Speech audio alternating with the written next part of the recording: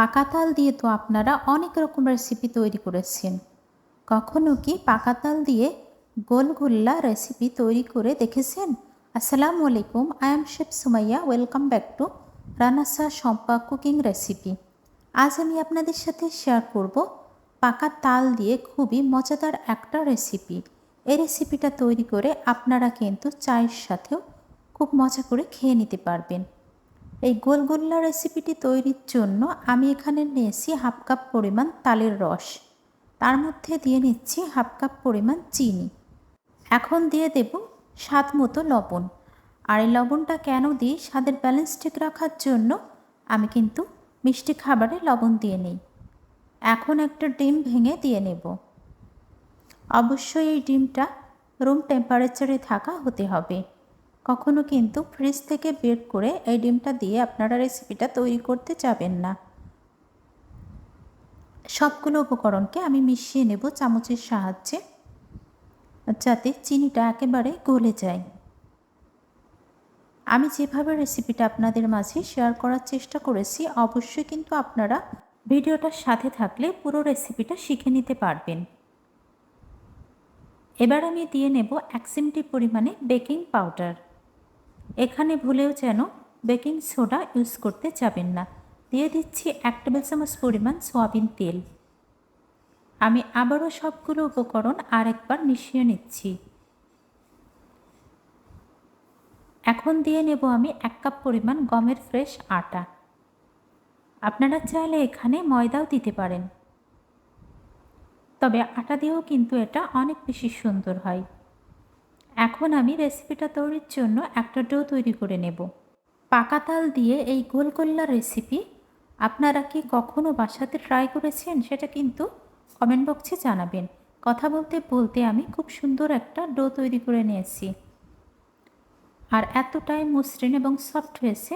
হাতে একটু তেল লাগিয়ে নিয়েছি যাতে খুব সুন্দরভাবে আমি এই ডোটার উপরে দিয়ে নিতে পারি। এটাকে আমি রেখে দেব 30 মিনিটের জন্য। 30 মিনিট পর আমি রেসিপিটা কিভাবে তৈরি করব সেটা আপনাদের সাথে শেয়ার করব। ফিরে এসেছি 30 মিনিট পর। একেবারেই কিন্তু সফট হয়ে গিয়েছে এই ডোটা। এবার চলে যাব চুলাতে।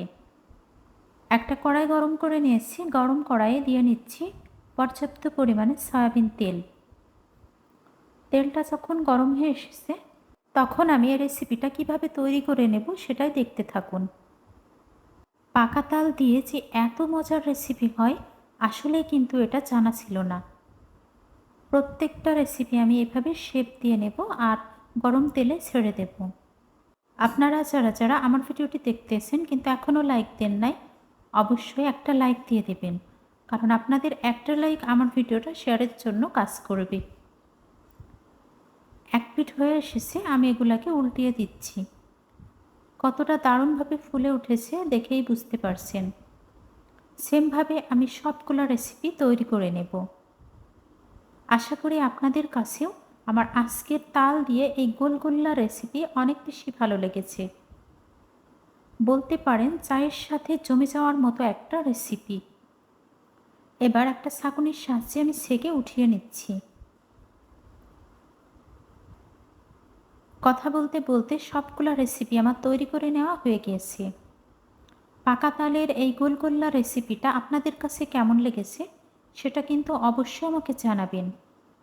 এতটাই সফট এবং এতটাই মজাদার হয়েছিল, আসলে বলার মতো না।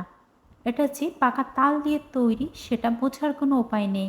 একেবারে মনে হচ্ছিল কেকের মতো। আমি অবশ্যই আপনাদেরকে একটু দেখিয়ে দিচ্ছি যে কতটা সফট হয়েছে। আমি একটা ভেঙে দেখিয়ে দেব যে ভেতরটা কেমন হয়েছে।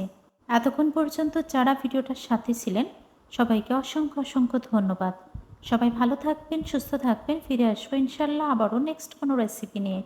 আসসালামু আলাইকুম, আল্লাহ হাফিজ। Thanks for watching.